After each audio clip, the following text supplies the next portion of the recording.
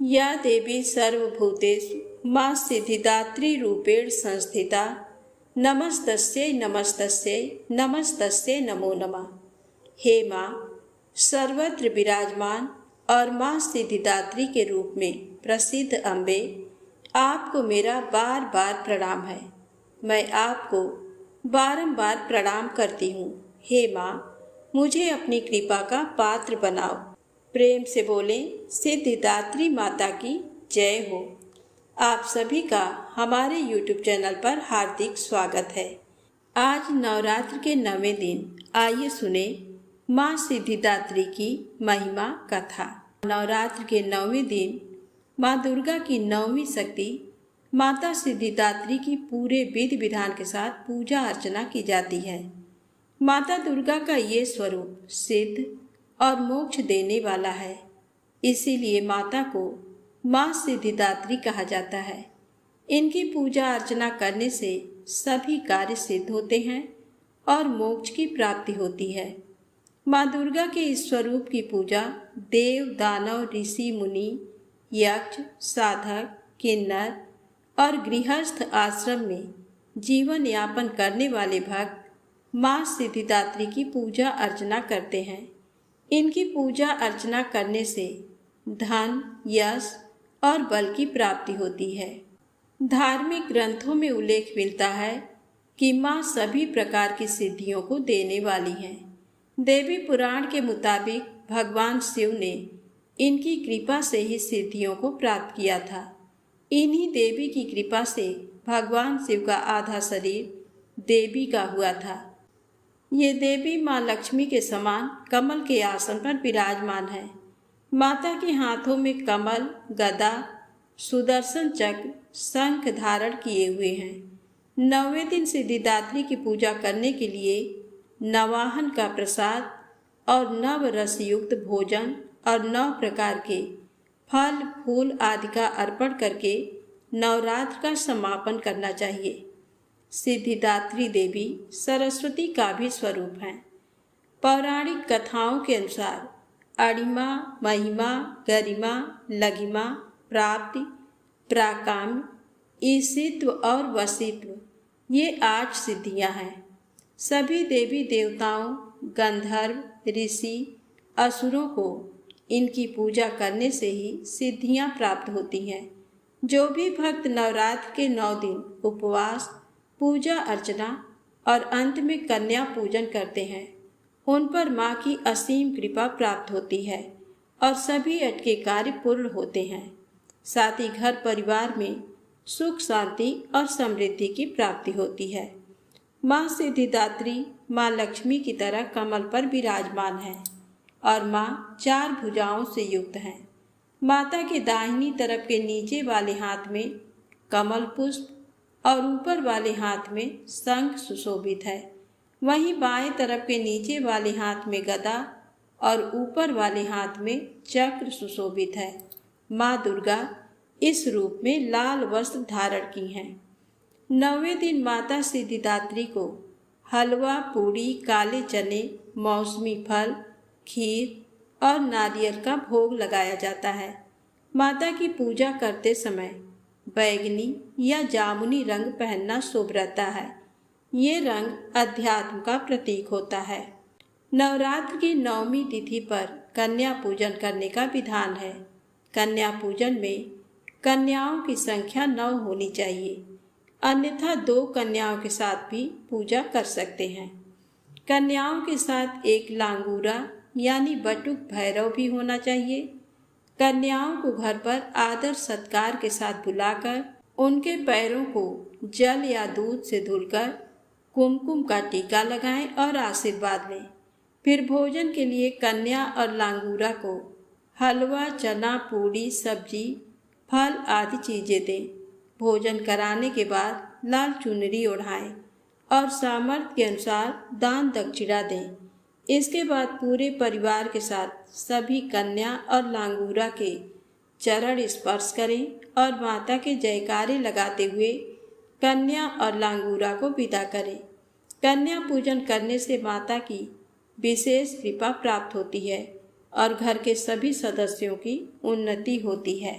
शारदीय नवरात्र के अंतिम दिन ब्रह्म मुहूर्त में उठकर ही घर की पूरी साफ सफाई के बाद अन्य दिनों की तरह ही माता की पूजा अर्चना करें। इस दिन हवन का विशेष महत्व रहा है।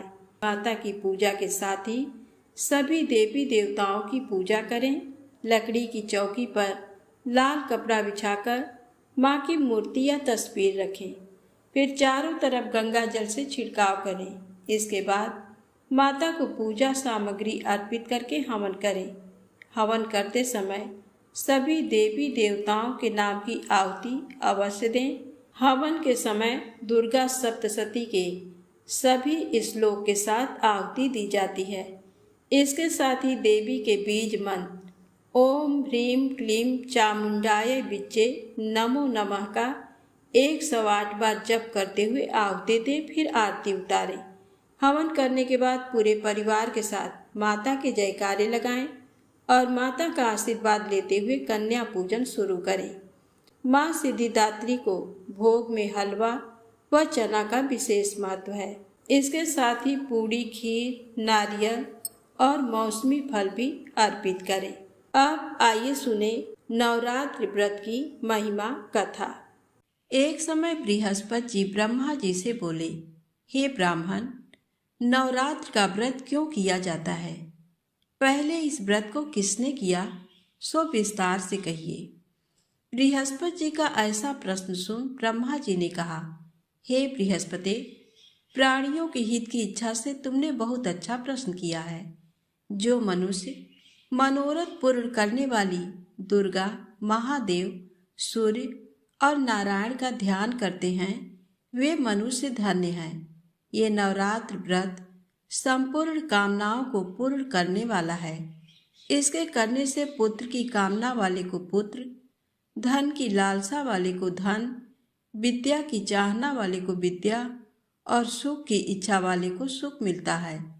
इस व्रत को करने से रोगी मनुष्य का रोग दूर हो जाता है, मनुष्य की संपूर्ण विपत्तियां दूर हो जाती हैं और घर में समृद्धि की वृद्धि होती है।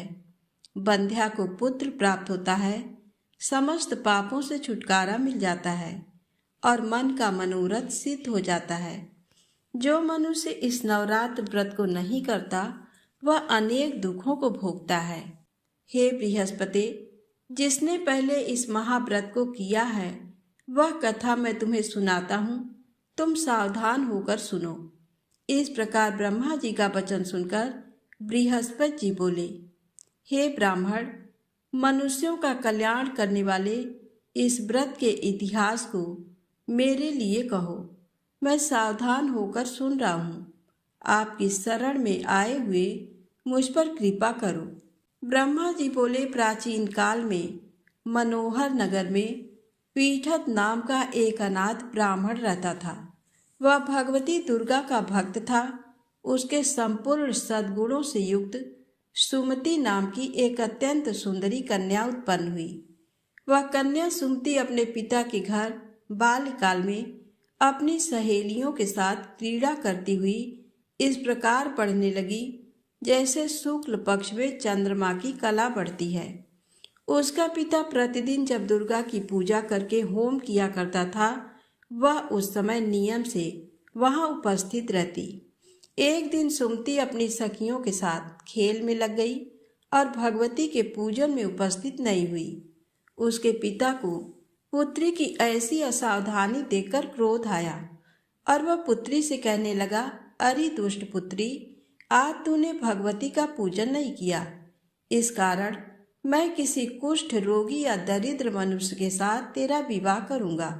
पिता का ऐसा वचन सुन सुमति को बड़ा दुख हुआ और पिता से कहने लगी, हे पिता, मैं आपकी कन्या हूँ तथा सब तरह आपके अधीन हूँ। जैसी आपकी इच्छा हो वैसा ही करो। राजा से, कुष्ठी से, दरिद्र से अथवा जिसके साथ चाहो मेरा विवाह कर दो, पर होगा वही जो मेरे भाग्य में लिखा है।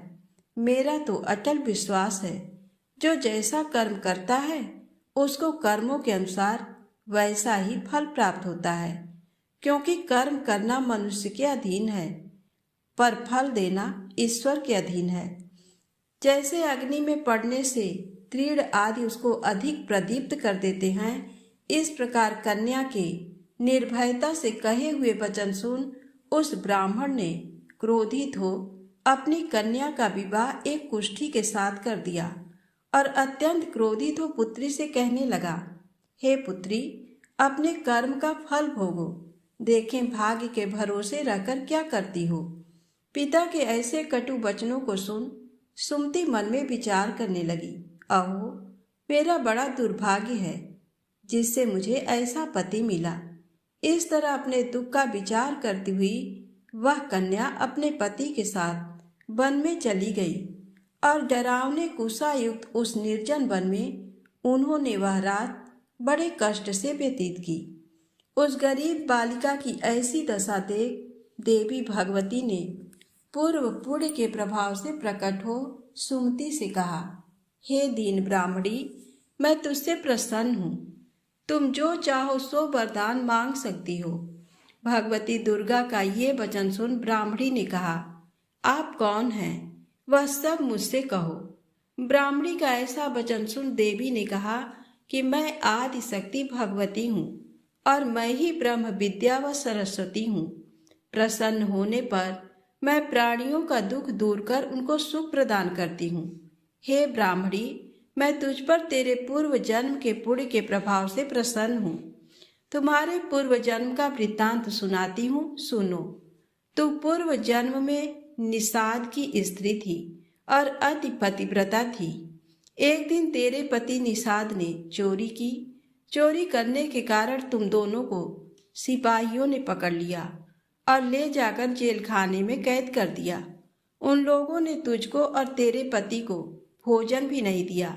इस प्रकार नवरात्र के दिनों में तुमने ना तो कुछ खाया और ना जल ही पिया। इस प्रकार 9 दिन तक नवरात्र का व्रत हो गया। हे ब्राह्मणी, उन दिनों में जो व्रत हुआ उस व्रत के प्रभाव से प्रसन्न होकर मैं तुझे मनोवांछित वर देती हूँ। तुम्हारी जो इच्छा हो सो मांगो। इस प्रकार दुर्गा के वचन सुन ब्राह्मणी बोली, अगर आप मुझ पर प्रसन्न हैं तो हे माँ दुर्गे, मैं आपको प्रणाम करती हूँ। कृपा करके मेरे पति का कोढ़ दूर करो। देवी ने कहा, उन दिनों तुमने जो व्रत किया था उस व्रत का 1 दिन का पुण्य पति का कोढ़ दूर करने के लिए अर्पण करो। उस पुण्य के प्रभाव से तेरा पति कोढ़ से मुक्त हो जाएगा। ब्रह्मा जी बोले, इस प्रकार देवी के वचन सुन वह ब्राह्मणी बहुत प्रसन्न हुई और पति को निरोग करने की इच्छा से जब उसने तथास्तु ठीक है ऐसा वचन कहा, तब उसके पति का शरीर भगवती दुर्गा की कृपा से कुष्ठ रोग से रहित हो अति कांतिवान हो गया। वह ब्राह्मणी पति की मनोहर देह को देख देवी की स्तुति करने लगी, हे दुर्गे, आप दुर्गति को दूर करने वाली, तीनों लोकों का संताप हरने वाली, समस्त दुखों को दूर करने वाली, रोगी मनुष्य को निरोग करने वाली, प्रसन्न हो मनोवांछित वर देने वाली और दुष्टों का नाश करने वाली जगत की माता हो। हे अम्बे, मुझ निरपराध अबला को मेरे पिता ने कुष्ठी मनुष्य के साथ विवाह कर घर से निकाल दिया। पिता से तिरस्कृत निर्जन वन में विचर रही हूँ। आपने मेरा इस विपदा से उद्धार किया है। हे देवी, मैं आपको प्रणाम करती हूँ, मेरी रक्षा करो।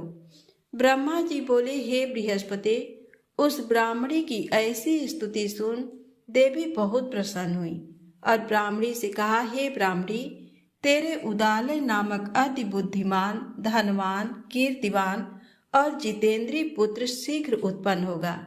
ऐसा वर प्रदान कर देवी ने ब्राह्मणी से फिर कहा कि हे ब्राह्मणी, और जो कुछ तेरी इच्छा हो वह मांग ले। भगवती दुर्गा का ऐसा वचन सुन सुमति ने कहा कि हे भगवती दुर्गे, अगर आप मुझ पर प्रसन्न हैं तो कृपा कर मुझे नवरात्र व्रत की विधि और उसके फल का विस्तार से वर्णन करें। दुर्गा ने कहा, हे ब्राह्मणी, मैं तुम्हें संपूर्ण पापों को दूर करने वाले नवरात्र व्रत की विधि बतलाती हूँ। जिसको सुनने से मोक्ष की प्राप्ति होती है। नवरात्र में प्रतिपदा से लेकर 9 दिन तक विधि पूर्वक व्रत करें। यदि दिन भर का व्रत न कर सकें तो एक समय भोजन करें। विद्वान ब्राह्मणों से पूछकर घट स्थापन करें और वाटिका बनाकर उसको प्रतिदिन जल से सींचें। महाकाली, महालक्ष्मी और महासरस्वती देवी की मूर्तियां स्थापित कर उनकी नित्य विधि सहित पूजा करें और पुष्पों से विधि पूर्वक अर्घ्य दें। बिजौरा के फल से अर्घ्य देने से रूप की प्राप्ति होती है। जायफल से अर्घ्य देने से कीर्ति, दाख से अर्घ्य देने से कार्य की सिद्धि होती है। आंवले से अर्घ्य देने से सुख की प्राप्ति और केले से अर्घ्य देने से आभूषणों की प्राप्ति होती है। इस प्रकार पुष्पों व फलों से अर्घ्य देकर व्रत समाप्त होने पर 9वें दिन यथा विधि हवन करें। खांड, घी, गेहूं, शहद, जौ, तिल, बिल्व, नारियल, दाख और कदम्ब आदि से हवन करें। गेहूं से होम करने से लक्ष्मी की प्राप्ति होती है। खीर एवं चंपा के पुष्पों से धन की और बेल पत्तों से तेज व सुख की प्राप्ति होती है। आंवले से कीर्ति की और केले से पुत्र की, कमल से राज सम्मान की और दाखों से संपदा की प्राप्ति होती है। खांड, घी, नारियल, शहद, जौ और तिल तथा फलों से होम करने से मनोवांछित वस्तु की प्राप्ति होती है। व्रत करने वाला मनुष्य इस विधि विधान से होम कर आचार्य को अत्यंत नम्रता के साथ प्रणाम करे और यज्ञ की सिद्धि के लिए उसे दक्षिणा दे। इस प्रकार बताई हुई विधि के अनुसार जो व्यक्ति व्रत करता है उसके सभी मनोरथ सिद्ध होते हैं। इसमें तनिक भी संदेह नहीं है। इन 9 दिनों में जो कुछ दान आदि दिया जाता है उसका करोड़ों गुना फल मिलता है। इस नवरात्र व्रत करने से अश्वमेध यज्ञ का फल मिलता है।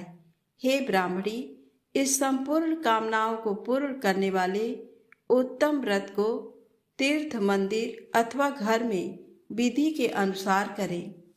ब्रह्मा जी बोले, हे बृहस्पति, इस प्रकार ब्राह्मणी को व्रत की विधि और फल बताकर देवी अंतर ध्यान हो गई। जो मनुष्य या स्त्री इस व्रत को भक्ति पूर्वक करता है वह इस लोक में सुख प्राप्त कर अंत में दुर्लभ मोक्ष को प्राप्त होता है। प्रेम से बोले, दुर्गा माता की जय हो। अब आइए सुने वैष्णो देवी माता की पौराणिक कथा। एक बार पहाड़ों वाली माता ने अपने एक परम भक्त पंडित श्रीधर की भक्ति से प्रसन्न होकर उसकी लाज बचाई और पूरे सृष्टि को अपने अस्तित्व का प्रमाण दिया। कटरा कस्बे से 2 किलोमीटर की दूरी पर हंसाली गांव में मां वैष्णवी के परम भक्त श्रीधर रहते थे। वह निसंतान होने से दुखी रहते थे। एक दिन उन्होंने नवरात्रि पूजन के लिए कुंवारी कन्याओं को बुलवाया। माता वैष्णो कन्या वेश में उन्हीं के बीच आ बैठी। पूजन के बाद सभी कन्याएं तो चली गईं, पर मां वैष्णो देवी वहीं रहीं और श्रीधर से बोली, सबको अपने घर भंडारे का निमंत्रण दे आओ। श्रीधर ने उस दिव्य कन्या की बात मान ली और आसपास के गांव में भंडारे का संदेश पहुंचा दिया। वहां से लौटकर आते समय गुरु गोरखनाथ और उनके शिष्य बाबा भैरवनाथ जी के साथ उनके दूसरे शिष्यों को भी भोजन का निमंत्रण दिया। भोजन का निमंत्रण पाकर सभी गांववासी अचंभित थे कि वह कौन सी कन्या है जो इतने सारे लोगों को भोजन करवाना चाहती है। इसके बाद श्रीधर के घर में अनेक गांववासी आकर भोजन के लिए एकत्रित हुए। तब कन्या रूपी मां वैष्णो देवी ने एक विचित्र पात्र से सभी को भोजन परोसना शुरू किया। भोजन परोसते हुए जब वह कन्या भैरवनाथ के पास गई तब उसने कहा कि मैं तो खीर पूड़ी की जगह मांस भक्षण और मदिरा पान करूंगा। तब कन्या रूपी मां ने उसे समझाया, ये ब्राह्मण के यहाँ का भोजन है, इसमें मांसाहार नहीं किया जाता। किंतु भैरवनाथ ने जानबूझकर अपनी बात पर अड़ा रहा। जब भैरवनाथ ने उस कन्या को पकड़ना चाहा, तब माँ ने उसके कपट को जान लिया। माँ ने वायु रूप में बदलकर त्रिकूट पर्वत की ओर उड़ चली। भैरवनाथ भी उनके पीछे गए। माना जाता है कि माँ की रक्षा के लिए पवन पुत्र हनुमान भी थे। मान्यता के अनुसार उस वक्त भी हनुमान जी माता की रक्षा के लिए उनके साथ ही थे। हनुमान जी को प्यास लगने पर माता ने उनके आग्रह पर धनुष से पहाड़ पर बाण चलाकर एक जलधारा निकाला और उस जल में अपने केश धोए। आज ये पवित्र जलधारा बाण गंगा के नाम से जानी जाती है, जिसके पवित्र जल का पान करने या इसमें स्नान करने से श्रद्धालुओं की सारी थकावट और तकलीफें दूर हो जाती हैं। इस दौरान माता ने एक गुफा में प्रवेश कर 9 माह तक तपस्या की। भैरवनाथ भी उनके पीछे वहां तक आ गया। तब एक साधु ने भैरवनाथ से कहा कि तू जिसे एक कन्या समझ रहा है, वह आदि शक्ति जगदम्बा है, इसलिए उस महाशक्ति का पीछा छोड़ दे। भैरवनाथ साधु की बात नहीं मानी। तब माता गुफा की दूसरी ओर से मार्ग बनाकर बाहर निकल गई। ये गुफा आज भी अर्धकुमारी या आदि कुमारी या गर्भजून के नाम से प्रसिद्ध है। अर्धकुमारी के पहले माता की चरण पादुका भी है। ये वह स्थान है जहाँ माता ने भागते भागते मुड़कर भैरवनाथ को देखा था। गुफा से बाहर निकलकर कन्या ने देवी का रूप धारण किया। माता ने भैरवनाथ को चिताया और वापस जाने को कहा, फिर भी वह नहीं माना। माता गुफा के भीतर चली गई। तब माता की रक्षा के लिए हनुमान जी ने गुफा के बाहर भैरव से युद्ध किया। भैरव ने फिर भी हार नहीं मानी। जब वीर हनुमान निढाल होने लगे, तब माता वैष्णवी ने महाकाली का रूप लेकर भैरवनाथ का संहार कर दिया। भैरवनाथ का सिर कटकर भवन से 8 किलोमीटर दूर त्रिकूट पर्वत की भैरव घाटी में गिरा।